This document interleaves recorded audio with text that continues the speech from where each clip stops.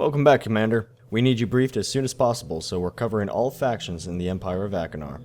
The Empire was formed as a loose facsimile to the ancient Roman dynasty on Sol, by having a ruling emperor delegating power to governors titled as senators.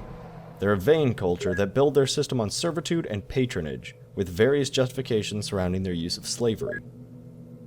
As it stands currently, there are 4 senators rising to the top of the Imperial struggle for dominance: Arissa Lavigny-Duval, Duval, Denton Patreus, and Zemina Torval. Based out of her headquarters in Kamadenu, Arissa Lavigny-Duval stands as Princess of the Empire despite being an illegitimate child. She is supported by Chancellor Anders Blaine of the Imperial estate in her tenuous claim to the throne, and pursues enemies of the throne with tenacity. The princess employs a mix of social and combative ethos, exposing corruption in systems to prepare them, and then attacks the corruption to expand and control them, along with upholding law and order. This style of leadership is especially effective against feudal and patronage governments, but weak to dictatorships.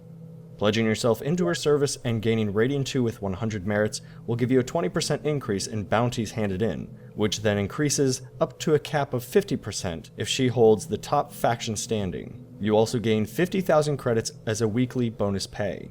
Rating 3 increases that pay tenfold to 500,000, and increases your preparation nominations as well as power commodity allocations.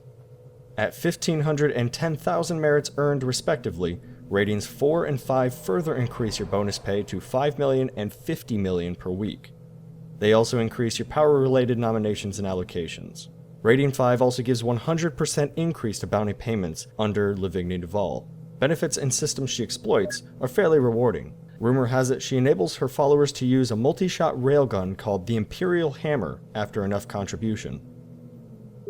Next on our list is Duval, the other Imperial princess, with a slightly eccentric hair color. Though sharing a surname in part, Aisling is actually daughter to the Emperor's disowned son, Harold Duval. She holds the controversial view that slavery should be ended, funding her own NGO called Stop Slavery, Stupid, and finds at least some support among common citizenry. Using her youth to her advantage, the princess uses viral propaganda to capture hearts and minds with a vision of a new populist empire. She then sends her backers to socially engineer Imperial support by acquiring newsfeed and media networks, after which she controls these systems through a sustained media blitz that focuses on her good deeds.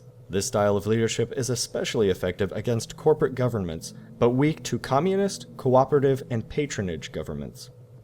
Aisling rewards her followers with a 10% increase in any influence change applied to controlled or exploited systems, capping at 25% at top factional standing. Just as with Lavigny-Duval, weekly bonus pay is identical in each of the ratings. Rating 5 gives 100% increase to influence change. Aisling is headquartered in the Cubeo system, and as it currently stands, any benefits in her exploited systems are unknown. Third in the lineup is Denton Patreus, most recently renowned for his aggression in the Quivira system and his relationship with Aisling. The senator commands respect from his fellow nobles through his charisma, influence, and perhaps partly due to his sizable personal fleet, making him a serious candidate for the throne. He is allied with Zemina Torval.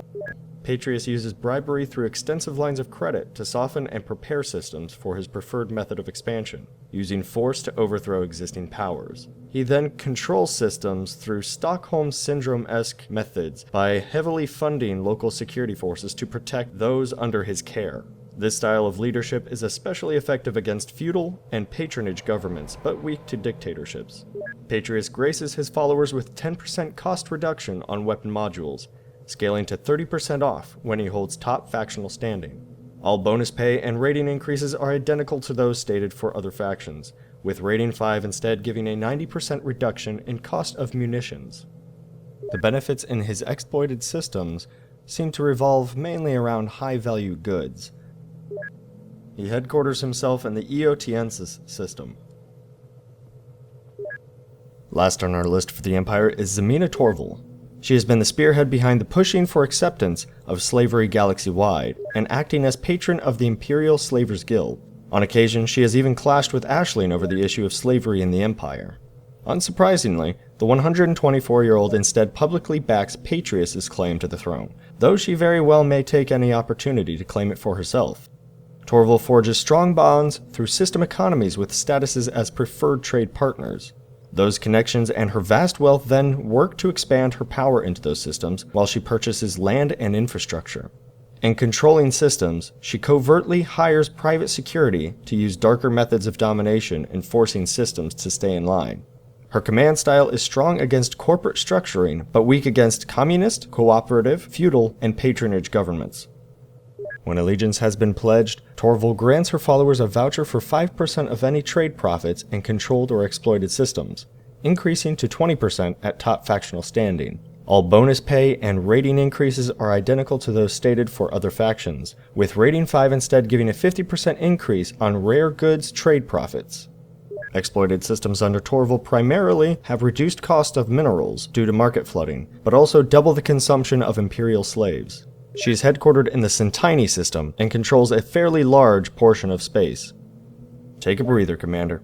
We have one last push to brief you on the remaining independent powers.